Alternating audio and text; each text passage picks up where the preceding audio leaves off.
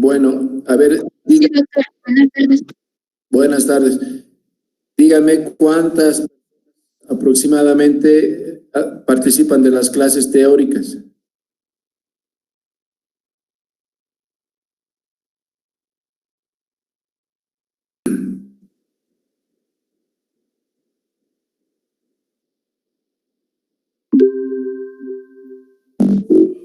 Buenas tardes, estudiantes. Esta es la primera clase de nefrología. ¿Cómo están? ¿Están ahí? Buenas tardes, doctor. Buenas tardes, Buenas tardes, doctor. Buenas tardes, doctor. Buenas tardes. Buenas tardes. Bueno, esta es la primera clase del módulo de nefrología. Los vamos a acompañar 4 nefrólogos desde hoy hasta finales de agosto, todo el mes de agosto. ¿Ya? Voy a seguir admitiendo la clase, pero por favor tienen que decir a sus compañeros que sean puntuales. Miren, estamos casi 8 minutos admitiendo personas. Mañana vamos a empezar 14:30 en punto. Les voy a contar antes de empezar la clase qué es lo que vamos a hacer. Yo les voy a dar toda la parte de introducción a la nefrología, les voy a dar los síndromes renales, les voy a dar métodos diagnósticos en nefrología, algo lo que es la enfermedad renal crónica, injuria renal aguda y tratamiento sustitutivo de la enfermedad renal. Normalmente yo hacía todo lo que les he hablado en 8 o 9 clases o 10 clases, pero ahora solo tengo 7 clases para dar todos estos temas. Así que, bueno, vamos a empezar.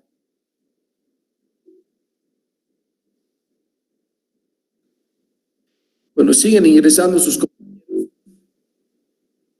Por favor, les voy a rogar puntualidad, ¿ya? Porque ya es -4 y siguen ingresando. Tienen que ingresar a la representante del curso, por favor, tienen que decirle que los que son representantes, que por favor pongan puntualidad en las clases. Está bien, doctor. Ya está bien. Lo que voy a hacer ahora es, voy a compartir mi pantalla y vamos a empezar con la clase. Bueno, me van a avisar si ven.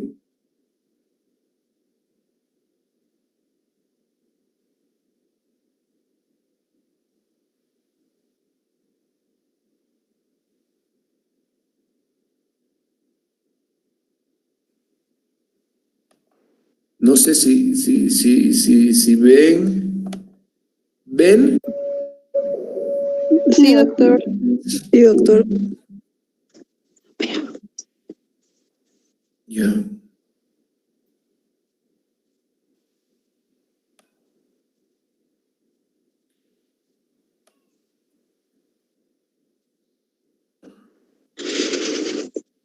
No estoy pudiendo con... Ahora sí. ¿Se ve? Sí, doctor. Doctor. Sí, doctor. Ya, pues vamos a hablar de introducción a la nefrología. Por favor, quiero que me sigan. Esta clase no es fácil. Esta clase tiene su complejidad. Entonces, voy a tratar de hacerla lo más pronto posible. Yo pienso que vamos a demorar una media horita en la clase. Les ruego que pongan atención porque lo que les voy a hablar ahora es algo de fisiología del riñón, ¿ya? Bueno, deme un segundito. Ya no voy a, estos son los últimos, pero ya no voy a admitir más después. Bueno.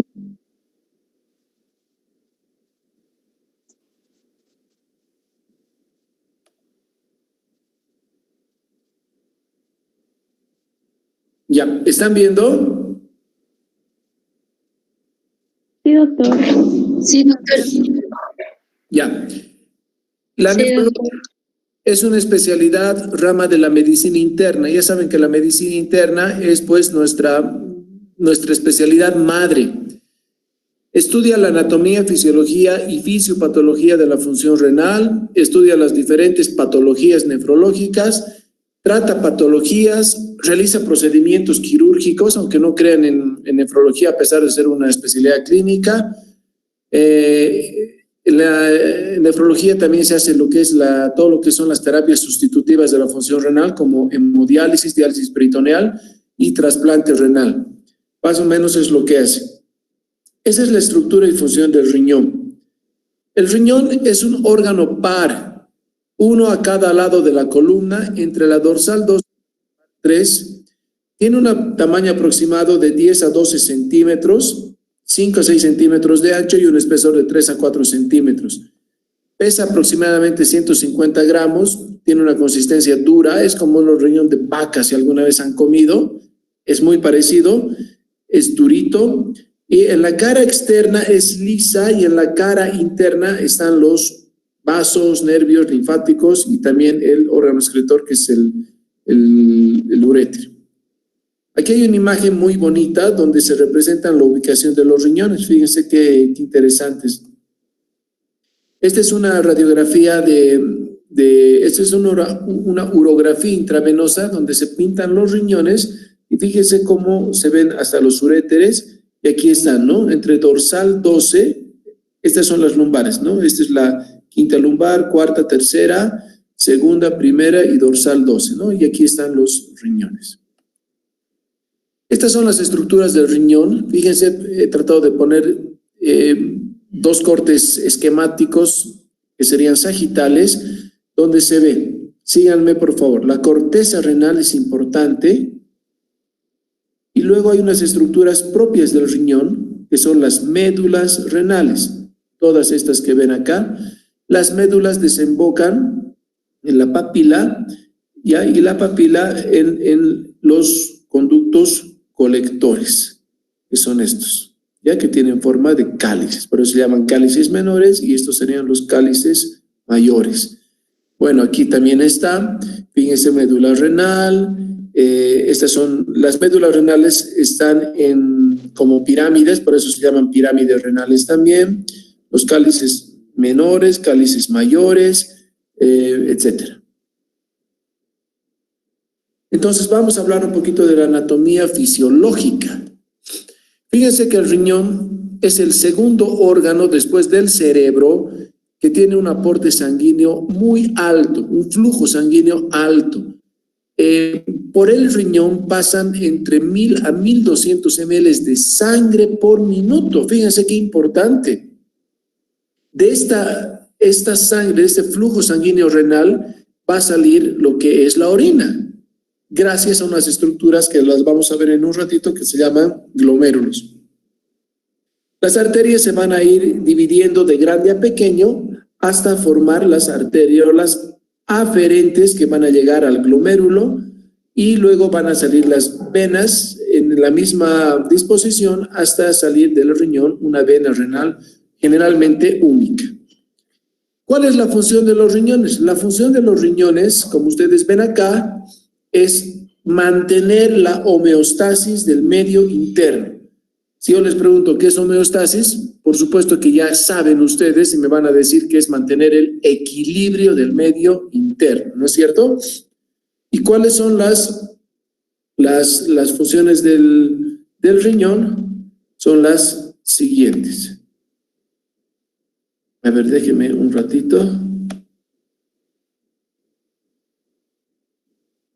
Siguen metiéndose y eso nos perjudica. Por favor, tienen que ser puntuales desde la siguiente vez, ¿ya?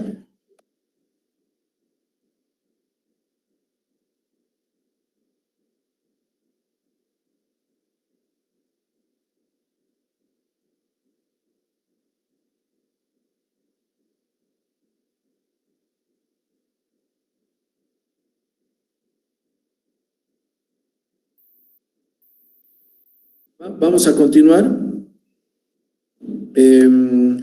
¿Están viendo otra vez la presentación? Sí, doctor. Ya.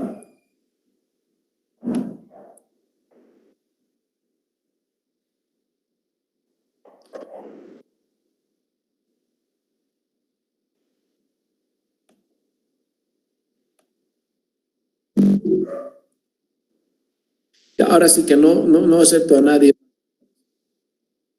Bueno, estas son las funciones de los riñones. Eliminación de productos de desecho. Esto es posiblemente una de las cosas más importantes. ¿Cuáles son los productos de desecho? De todo lo que son las funciones metabólicas del organismo. Les recuerdo solamente que el metabolismo se divide en dos. Anabolismo, cuando se forman sustancias, y catabolismo, cuando se destruyen las sustancias, dando lugar a desechos. En este caso, los desechos son creatinina, urea, ácido úrico, entre muchos otros, ¿ya? Pero son los que podemos medir en plasma. Segunda función importante, regula el equilibrio hidroelectrolítico. Para esto, regula el volumen plasmático, regula el volumen de agua, regula la tonicidad y la natremia, es decir, el sodio, regula el potasio, regula calcio, fósforo, magnesio. Va a regular el equilibrio ácido-base. Esto es muy importante. Si nosotros no reguláramos esto y vivimos en acidosis, nos morimos.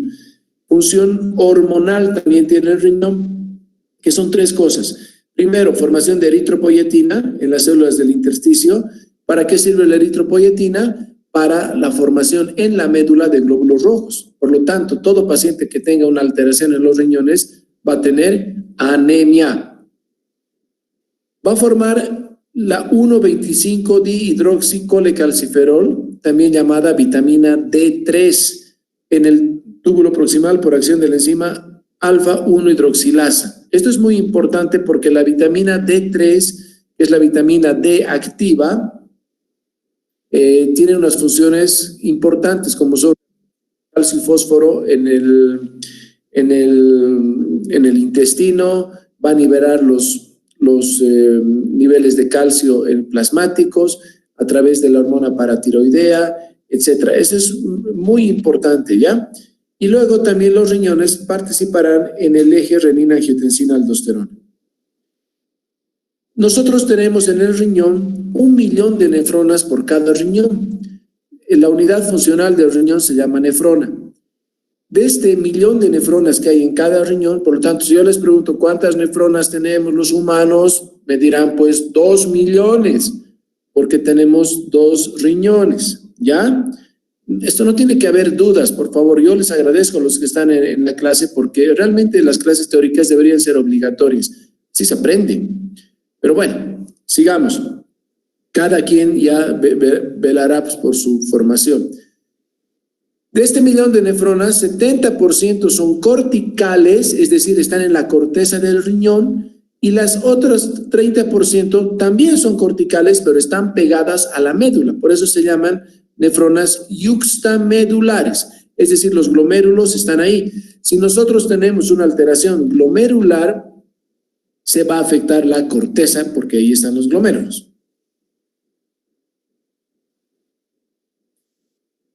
Este es un esquema de una nefrona. Fíjense, aquí está el glomérulo, aquí están los túbulos proximal, el túbulo distal, etcétera.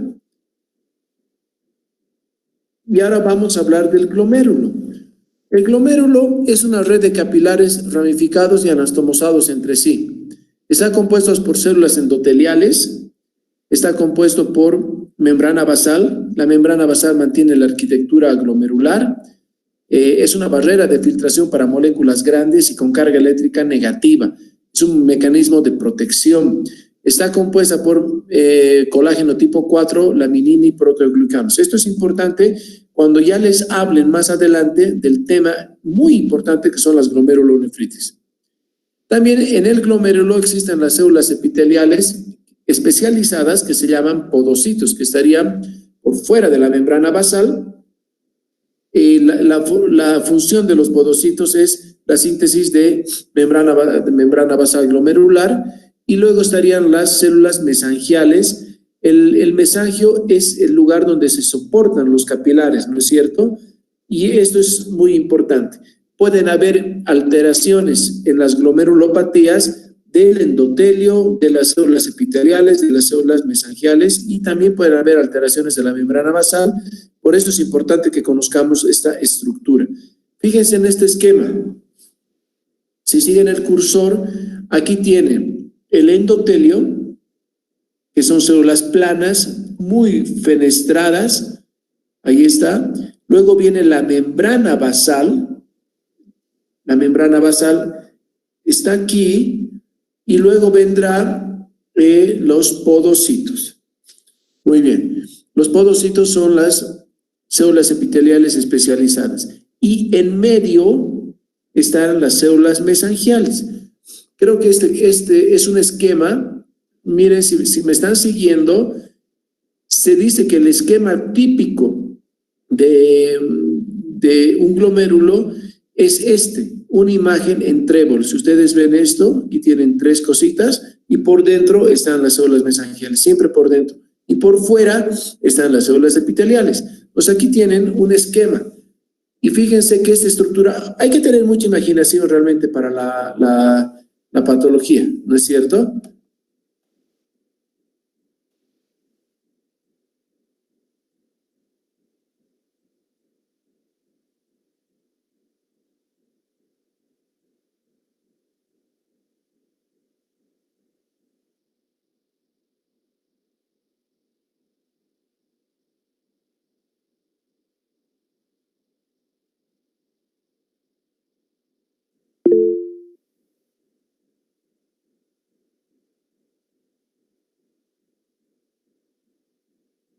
Un segundito, por favor, que me estaban llamando.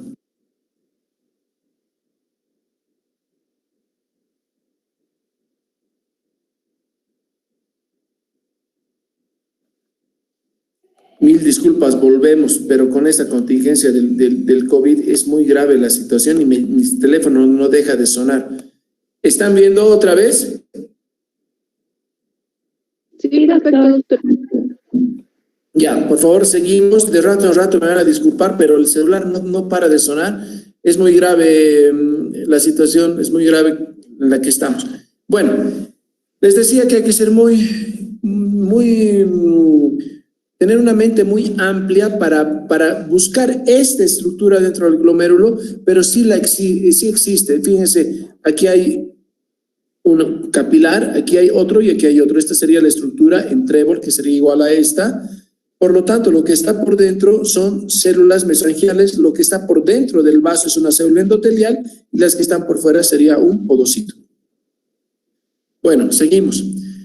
Luego del glomérulo viene el túbulo contorneo proximal. Este es un túbulo muy especializado que su función es reabsorber a gran medida todo lo que pasa en el filtrado glomerular que se forma en el glomérulo, obviamente. Tiene un ribete en cepillo, mayor superficie de transporte, le dan unas invaginaciones que tiene, participa en el transporte activo gracias a las bombas de sodio y potasio ATPasa y reabsorbe muchísima agua gracias a la ósmosis. También participa en la reabsorción de muchas sustancias como bicarbonato, gracias a la anhidrasa carbónica, glucosa, aminoácidos, vitaminas, etcétera, y participa en el cotransporte de glucosa y aminoácidos y en el contratransporte de hidrogeniones. Ya saben que cotransporte es como si tú agarraras a tu amigo de la mano y lo metes a un cuarto, a una discoteca. Y contratransporte es agarrar a alguien, sacarlo para que tú entres, ¿me entienden? Muy bien. Quiero que me tomen atención en esta diapositiva porque aunque parezca muy compleja, no es compleja. Esta es la célula del tubo proximal de la que estamos hablando. Fíjense que el sodio ingresa y por contratransporte se elimina hidrógeno, lo que les acabo de decir. El hidrógeno se une al bicarbonato para formar ácido carbónico.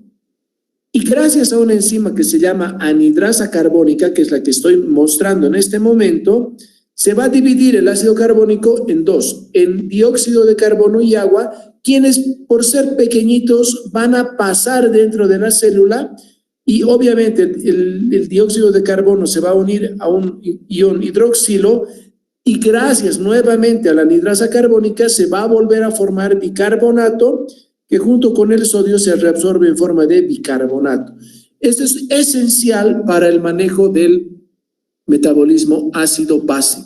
No quiero que se olviden esto, por favor. Y aquí está la bomba de sodio, potasio, ATPasa que les estaba mostrando, cuya función es reabsorber 3 sodios y botar 2 potasios, ¿no es cierto? Para mantener el equilibrio. Este es otro esquema de célula del túbulo proximal. Luego viene el túbulo especializado, células cúbicas con un amplio ribete en cepillo, invaginaciones, se convierte de pronto en un epitelio plano. Este epitelio plano ya no tiene ribete en cepillo, ¿sí? Y tiene una sola función, que es concentrar la orina. A través del asa de Henle, toda el agua se va a reabsorber directamente, y por difusión simple también se va a reabsorber urea y sodio. Luego el asa de Henle se convierte otra vez en epitelio cúbico y esto se va a denominar la porción ascendente gruesa del asa de Henle. ¿Por qué se llama así? Porque está en el mismo asa de Henle. Voy a poner mi video para mostrarles algunas cosas a momentos.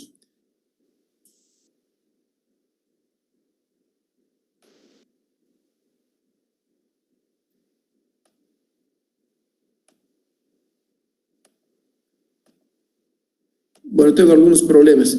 Ya, se llama porción gruesa del asa de Henle porque el asa de Henle es así, es un asa, ¿ya?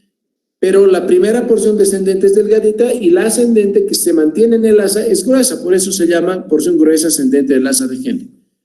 Estas células vuelven a ser cúbicas, pero ya no tienen un borde en cepillo, pero mantienen algunas invaginaciones. ¿Y por qué es importante? Porque participan en el transporte activo de cloro y de sodio, ¿ya? Gracias a un transportador que se llama sodio, potasio, 2 cloros, cuya función es dilución o concentración de la orina. Yo voy a hacer una pregunta ahora y a ver si me responden. ¿Qué medicamento inhibe el receptor sodio, potasio, 2 cloros que acabo de mencionarles? La furosemida. Muy bien, la furosemida. Por eso tenemos a un gran medicamento que nos ayuda en muchas situaciones, ¿ya? Sobre todo cuando hay edemas, damos furosemida y la furosemida bloquea este transportador. Al bloquear sodio, potasio y 2 cloros, el sodio que no puede reabsorberse en esa porción va a arrastrar agua. Ese es el mecanismo diurético de la furosemida. Esto es importante, vamos a seguir. Luego viene el túbulo distal, que también se llama segmento dilutor, que es la continuación de la rama gruesa ascendente del asa de Henle, de estructura muy parecida, pero este segmento tiene una función: reabsorber sodio gracias a la hormona aldosterona y secretar potasio y secretar hidrogeniones, ¿ya? Es permeable en presencia de ADH. Aquí es muy importante la presencia de ADH, ya les voy a mostrar. Luego viene otro segmento tubular que se llama túbulo colector. El túbulo colector tiene 2 tipos de células. Las células claras o principales, cuya función principal es secretar potasio. Si yo les pregunto algo en el examen, podría ser esto. No les estoy diciendo que les voy a preguntar, pero podría ser, me parece una bonita pregunta, donde acá ven un esquema de célula principal y acá ven que se reabsorbe sodio por este conducto gracias a la hormona aldosterona. Ahí está clarito. Y hay unos conductos especializados para eliminar potasio. Si no se reabsorbe el sodio, no se elimina potasio. ¿Me entienden? Como se reabsorbe sodio, tiene que haber un mecanismo que reabsorba de la célula al vaso sanguíneo el sodio, y esto se llama bomba sodio-potasio, la bomba sodio-potasio, ¿no es cierto? Esta es la función de la célula principal. Ya saben que el túbulo distal y el túbulo colector tienen la función de reabsorber sodio gracias a la aldosterona y eliminar potasio. Pero el túbulo colector tiene otro tipo de células que se llaman células oscuras o intercaladas. Las otras eran claras o principales. Estas oscuras o intercaladas tienen muchas funciones, pero la principal función es regular el equilibrio ácido-base gracias a la secreción de iones hidrógeno. recuerden que en el túbulo proximal se reabsorbe bicarbonato. Aquí este túbulo lo que va a hacer es eliminar hidrógenos. Ambas funciones tienen un solo objetivo, mantener un pH normal. ¿Cuál es el pH normal? ¿Quién me responde? 7.35 a 7.45. Ya, casi, está bien. No es exacto, pero está bien. Fíjense que en este receptor se elimina el hidrógeno se unirá al amoníaco para formar amonio, y esta es una forma de eliminación de iones hidrógeno. Y por otra parte, también el bicarbonato se va a dividir en agua y dióxido de carbono, esto, y se va a reabsorber, ¿ya? Aquí están las principales funciones de la célula intercalada. Por lo tanto, otra pregunta que se les puede hacer es, ¿cuál es la función principal de la célula intercalada del tubo colector? Y la respuesta será secreción de iones hidrógeno. Esta imagen me ha gustado mucho porque aquí es un resumen de lo que les he estado hablando. Fíjense, esta es una célula proximal, miles de invaginaciones y tiene un ribete en cepillo, por eso ya aquí tiene forma de cepillo y tiene todas las funciones de las que hemos hablado. Fíjense cómo cambia la rama descendente delgada del asa de Henle. Luego esta es la rama ascendente del asa de Henle, que tiene pocas invaginaciones, no tiene este ribete en cepillo tan bonito. Luego vienen las células del túbulo distal, que también son cúbicas, y por último las células del túbulo colector, que son células intercaladas, que tienen mucha invaginación, y las células principales que ya no tienen invaginaciones, ¿ya? Este es un resumen. El aparato yuxtaglomerular. El aparato yuxtaglomerular es la unión de un segmento del túbulo distal junto a las arteriolas aferente y eferente. Hay un lugar donde se unen, que es aquí se glomérulos, entra una arteria que es la aferente y sale la eferente, por aquí pasa el túbulo distal, y donde se unen se especializan las células para formar el aparato yuxtaglomerular. Lo que está en el túbulo distal, toda esta parte se va a llamar mácula densa, y las células de los vasos en este segmento se llamarán células especializadas yuxtamedulares. ¿Me están entendiendo? ¿Cuál es la función de todo este sistema especializado? La secreción de renina. ¿Y cuál es la función de la renina? Es convertirse en el pulmón gracias al angiotensinógeno en angiotensina 1 y en el hígado gracias a la enzima de conversión en angiotensina 2. Y la angiotensina 2 es la sustancia con mayor poder vasoconstrictor del organismo. Es muy importante. Y obviamente la angiotensina 2 no se convierte en aldosterona, sino que estimula la secreción de aldosterona en la glándula suprarrenal. Creo que esto es importantísimo, y si me están siguiendo, este sistema de renina, angiotensina, aldosterona, que lo van a escuchar muchísimas veces, ya lo han debido escuchar en cardiología, lo van a escuchar en otras especialidades, es muy importante porque a raíz de este sistema se han fabricado medicamentos antihipertensivos. Primero, los IECAS, que son inhibidores de la enzima de conversión, por lo tanto disminuye la presión porque no se forma angiotensina 2 al inhibir esta enzima, ¿verdad? Segundo, los ARA2, que son los bloqueadores de los receptores de angiotensina. En la célula van a evitar que la angiotensina 2 que se ha formado actúe y por lo tanto no va a haber hipertensión. Son dos grupos grandes de medicamentos. Los IECAS, enalapril, captopril, ramipril, lisinopril. Los ARA2, losartán, candesartán, irbesartán, olmesartán, telmisartán, entre otros. Muy bien, después de toda esta explicación de los segmentos de la nefrona, voy a hablarles ahora. Les prometo que esta clase Es muy compleja, pero se las he hecho con mucho cariño para ustedes, para que me puedan entender en forma virtual de lo que se trata.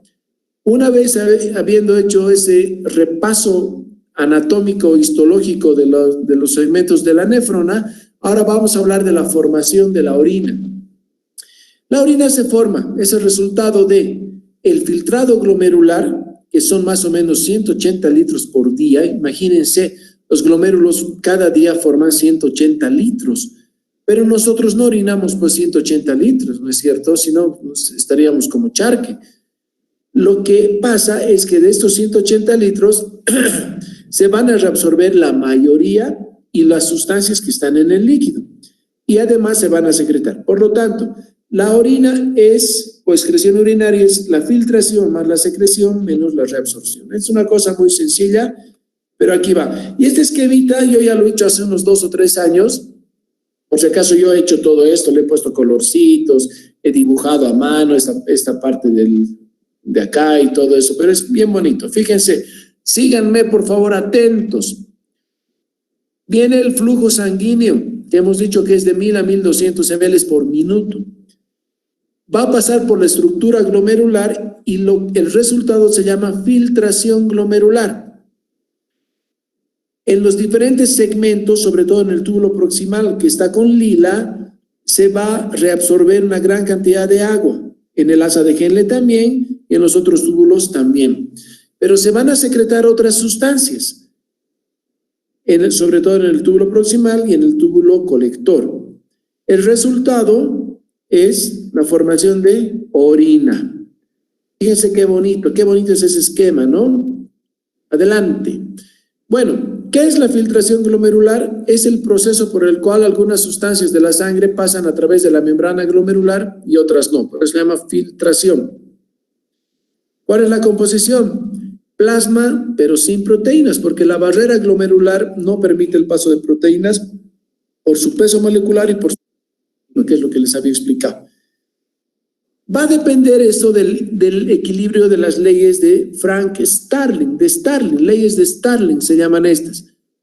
En este caso serían la presión hidrostática, es decir, dentro del capilar, la presión hidrostática en la cápsula de Bowman que se opone al movimiento, la presión oncótica glomerular, es decir, que va a jalar el filtrado hacia el glomérulo, y la presión oncótica en la cápsula de Bowman, ¿no? Esa es la que va a jalar hacia el glomérulo y la oncótica glomerular va a evitar la salida. Pero cuando hay un equilibrio en estos, el resultado es la filtración glomerular. Y les vuelvo a poner el esquemita que les puse antes. Fíjense que la sangre entra por, esta debe ser la arteria principal, entra por los capilares y se va formando el filtrado. Vamos a hablar ahora de la hormona antidiurética, también conocida como vasopresina. La hormona antidiurética se va a formar en el hipotálamo y se va a acumular o depositar en la hipófisis posterior, ya lo saben, ¿no es cierto? O también llamada neurohipófisis. Eso quiero que me entiendan porque vamos a hablar ahora de concentración de la orina. A ver, la osmolaridad plasmática es de 285 promedio, puede ser 280, 290. Pero fíjense que la osmolaridad urinaria es variable, desde cifras tan altas como 1200 hasta cifras tan bajas como 50. Y esto es gracias a los mecanismos de concentración y dilución de la orina. Por lo tanto, la hormona antidiurética o vasopresina capta un aumento de la osmolaridad plasmática, se libera y reabsorbe agua. Por eso se llama antidiurética, evita la diuresis, porque reabsorbe el agua. Si no hay agua en los túbulos, el paciente no orina, pues, ¿no es cierto? Y también, si disminuyera la osmolaridad plasmática, por supuesto que no se va a liberar ADH. Eso métanse en su cabeza, por favor. Esto es muy importante. Y para eso les he hecho otro esquemita que es muy, muy, muy bonito, que dice así: ¿qué es ósmosis? Tenemos nosotros necesariamente que casarnos con este concepto para toda la vida. Es el paso de agua. Ósmosis solo se refiere al paso de agua de menor a mayor concentración a través de una membrana semipermeable. Y fíjense qué bonito es este esquema. Es bonito porque yo lo he hecho. Este es un famoso ensayo, este es un tubo de ensayo que lo han dividido con una membrana semipermeable y en ambos lados han puesto un líquido. ¿Ya? Entonces, ¿qué pasa si nosotros agarramos y ponemos una sustancia a un lado del tubo? Ahí está. Atentos a lo que va a pasar, por favor, miren su pantalla. Cuando tú has puesto un soluto a uno de los lados, la definición de ósmosis es el paso de agua de menor a mayor concentración. Por lo tanto, miren, pasa eso. El agua pasa donde están los solutos, porque es el paso de menor a mayor concentración. ¿Ya? Este concepto nunca se lo olviden, por favor, porque les va a servir muchísimo para cuando ya estén en una etapa de terapéutica médica en los hospitales. Muy bien. El principal mecanismo para determinar si la orina es diluida o concentrada es la liberación de ADH.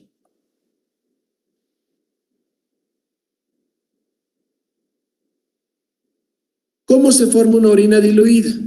¿Dónde se va a diluir la orina? En el segmento descendente del asa de Henle, el agua se reabsorbe. ¿Ya?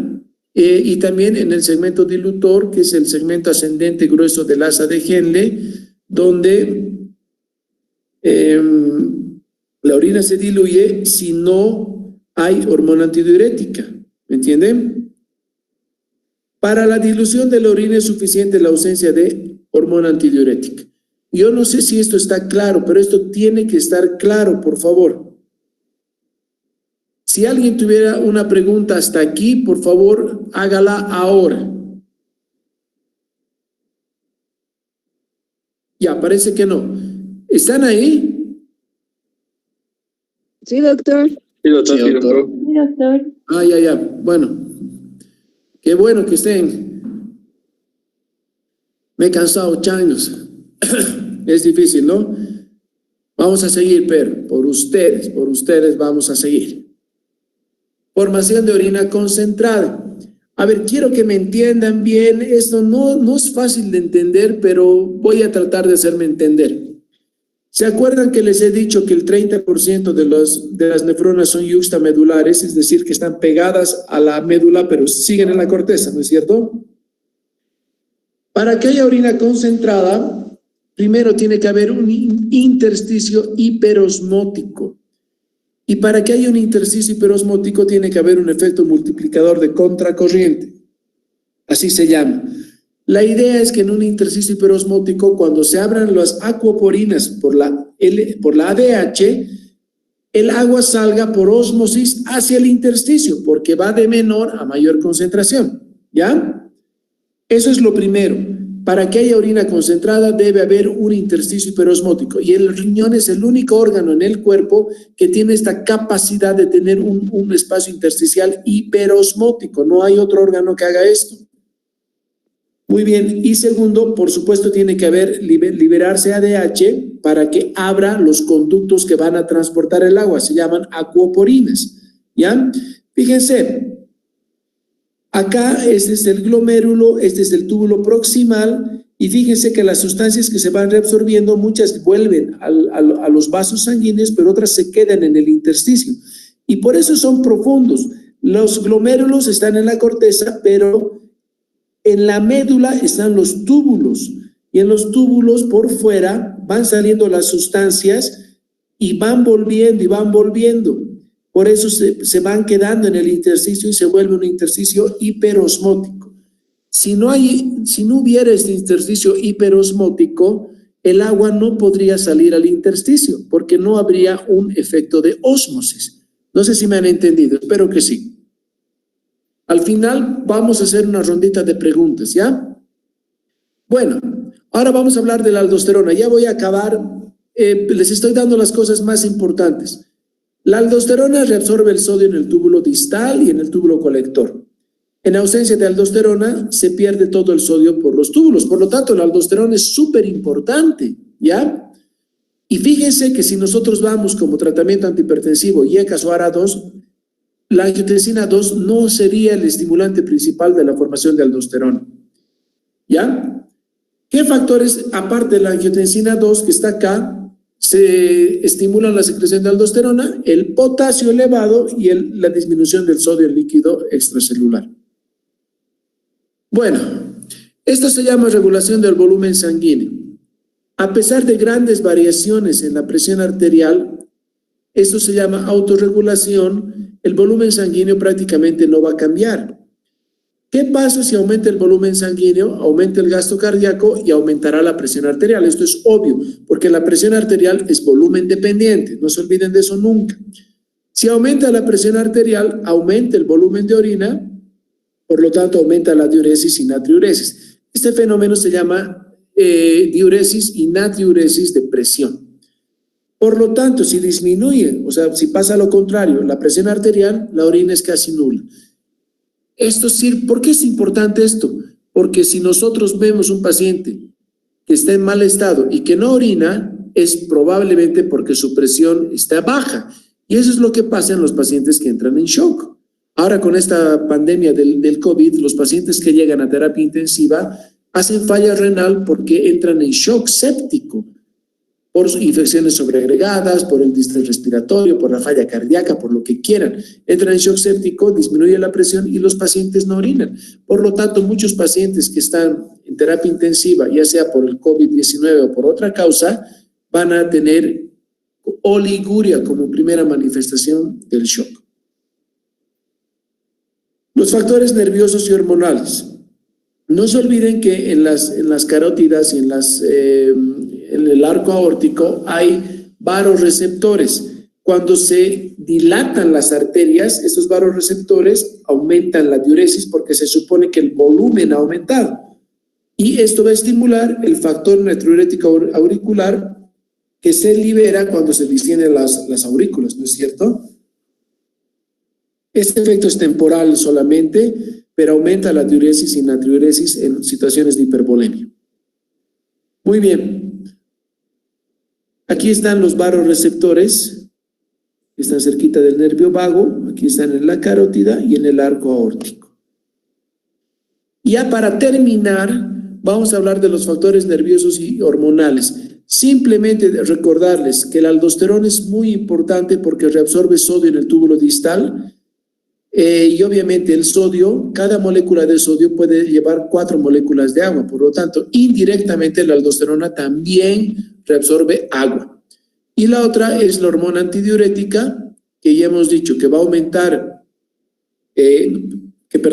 cuando aumenta el volumen sanguíneo, va a aumentar la presión arterial y obviamente va a aumentar la diuresis y eso va a liberar hormona antidiurética. Voy a dejar de compartir pantalla en este momento. ¿Están ahí?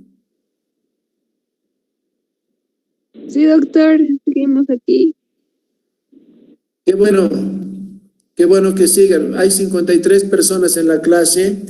Realmente yo tenía miedo de que la capacidad del aula se vea rebasada, pero veo que hay poca gente que le interesa la teórica.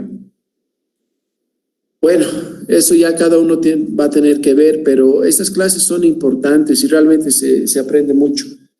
A ver, yo les dejo ahora la posibilidad de que conecten sus micrófonos y pregunten si han tenido alguna duda. Esta clase inicial de nefrología no es fácil. La nefrología es una de las especialidades, no vamos a decir que es muy compleja, pero tiene su complejidad y es muy interesante, no porque yo sea nefrólogo, yo soy internista y también soy nefrólogo. Y bueno, es muy, muy, muy interesante porque han visto que abarca un montón de situaciones, de tratamientos, de diálisis, de patologías, etc. A ver, si alguien tiene alguna pregunta, puede hacerla ahora.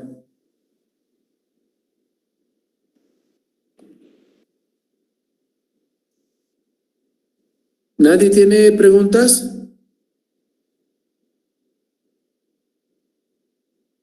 ¿Hola? No, doctor. Bueno, les aconsejo entonces repasar este tema. Es bien interesante esta cuestión de fisiología del riñón.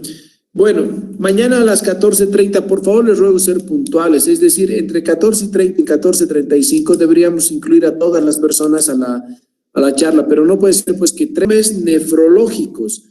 Les voy a dar una pauta general de todas las enfermedades del riñón, una cosa muy fácil, y vamos a tratar de hablar también entre mañana y el lunes de los métodos diagnósticos en nefrología. Eso sería todo. Nos vemos mañana. ¿Listo? Muchas gracias. Gracias.